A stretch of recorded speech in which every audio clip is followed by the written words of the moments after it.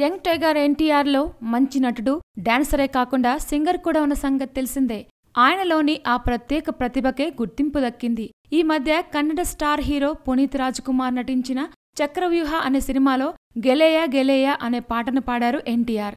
SS Thaman సంగీతం అందించిన ఈ పాట కన్నడంలో చాలా పెద్ద హిట్ అయి ప్రేక్షకుల్ని ఉరూతలూగించటమే కాకుండా సినిమాకే ప్రత్యేక ఆకర్షణగా నిలిచింది.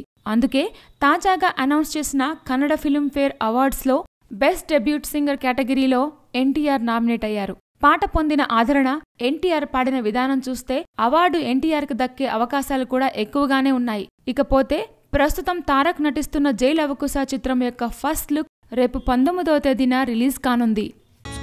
Please subscribe. Hi, it's me Purna. Please subscribe.